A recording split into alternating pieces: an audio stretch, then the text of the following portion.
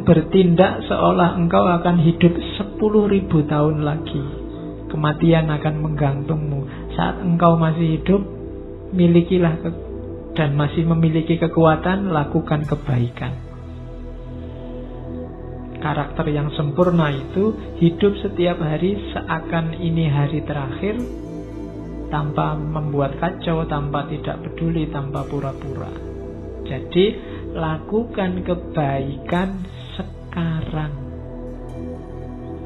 Tidak usah nunggu nanti, tidak usah membayangkan besok lah Pak, kalau tua Pak, saya tobat, saya mau nyufi, saya mau nyepi, zuhud, uzlah. Lah kok nunggu besok? Durasi kita terbatas loh, sementara loh. Kalau kamu berbuat baiknya nunggu, nanti kalau tidak sempat berbuat baik gimana? Ya lakukan sekarang sesuai powermu, sesuai kekuatanmu. Saya sedekahnya besok aja loh Pak, kalau kaya loh. Iya kalau kamu kaya. Kalau enggak kan sumpek lagi kamu. Ya sudah, sejangkaumu, kekuatanmu berapa sekarang, sedekahlah. Nunggu apa lagi? Kamu membayangkan hidup 10.000 tahun lagi? Ya tidak mungkin, katanya Markus. Sepanjang-panjang usiamu paling berapa? Jadi orang baik dan segera lakukan kebaikan. Tidak usah terlalu banyak rumus. Tidak usah mikir, sebentar Pak, saya ingin tepat dulu, saya ingin nunggu dulu. Kalau jiwa saya sudah siap, sudah matang, baru saya hijrah Pak. Tidak usah. Begitu kamu tahu itu kebaikan, jalankan. Nunggu Pak, mental saya belum siap Pak. Lah nunggu kapan lagi? Wong kamu tidak bisa jamin umurmu bisa sampai besok pagi apa bisa sampai minggu depan. Jadi lakukan kebaikan sekarang.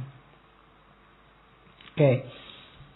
Kemudian rumus kebaikan yang lain dari Markus adalah jangan terlalu ribet, terlalu peduli, terlalu sumpek dengan pandangan komentar orang lain, keburukan-keburukan orang lain.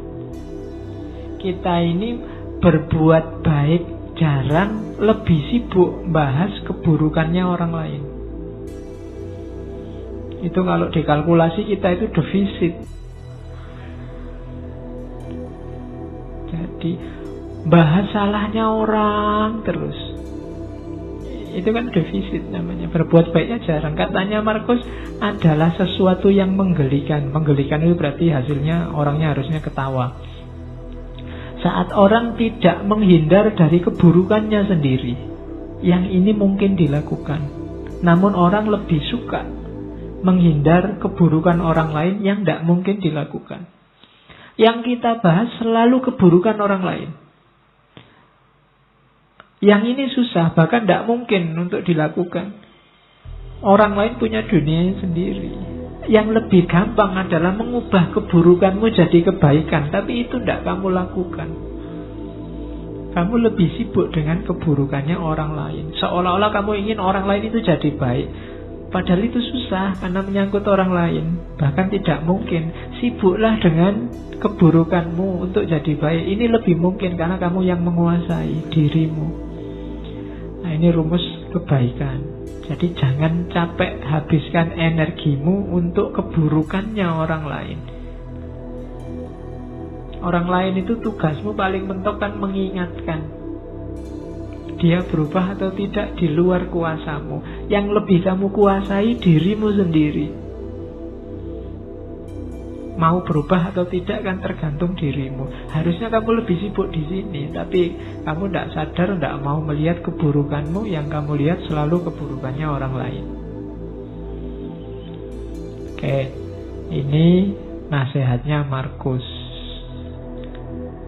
Yo rasane kan koyo kamu belajar akhlak kan malam hari ini. Padahal ini filsafat akhlaknya Romawi zaman awal abad Masehi, tahun 100-an Masehi. Ini setiap yang saya omongkan bisa kamu carikan dalilnya. Kamu cari Qurannya apa hadisnya, insya Allah ada. Kamu pakai bahan khotbah Jumat besok. Ya.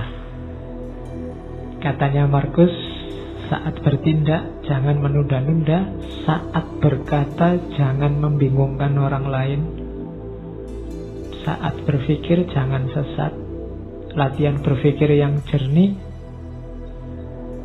jiwamu jangan pasif atau agresif. Pasif itu tidak ngapa-ngapain, agresif itu menyerang orang lain. Hidupmu jangan hanya mencari keuntungan. Nah, ini rumusnya. Lakukan kebaikan segera, jangan ditunda-tunda. Kalau ada perlunya ngomonglah yang bisa dipahami orang dan bermanfaat. Jangan ngomong yang cuma membingungkan orang, apalagi menyakiti. Berpikirlah yang jernih.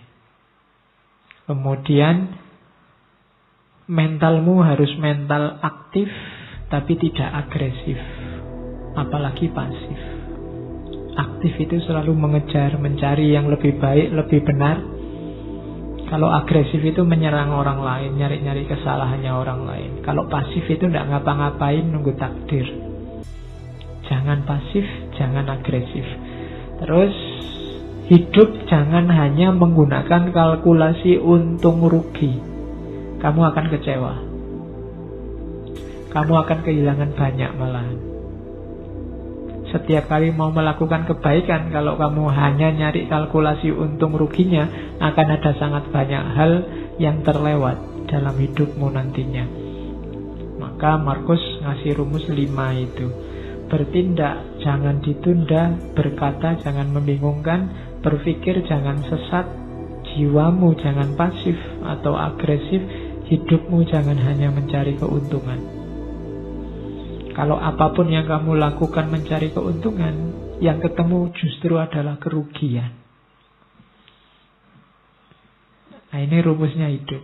Ini enak kalau diceramahkan, kalau dijalankan berat. Ya, kalau ngomong kan enak, kamu mantuk-mantuk, oh iya Pak, bener Pak. Cuma ya nanti keluar dari sini ya kembali ke asal. Kindness is unconquerable. Kebaikan itu tidak terkalahkan selama without flattery or hypocrisy. Selama tidak dibarengi flattery, kesombongan atau kemunafikan. Kemunafikan berarti baiknya pura-pura. Flattery berarti baiknya berpamrih dipuji, untuk kamu bahan menyombongkan diri. Jadi kebaikan itu akan rusak kalau kemasukan flattery dan hipokrisi. Flattery berarti ada pamrihnya, dan hipokrisi berarti kamu sebenarnya tidak melakukan kebaikan, cuma pura-pura. Kalau baikmu tulus, tidak pura-pura, maka kebaikanmu tidak akan ada yang mengalahkan. Unconquerable. Mungkin pakai rumus ini yang dipakai oleh Markus, sehingga sedahsyat apapun kepahitan hidupnya, kesulitan yang dia hadapi, dia bisa bertahan sampai akhir dan jadi salah satu kaisar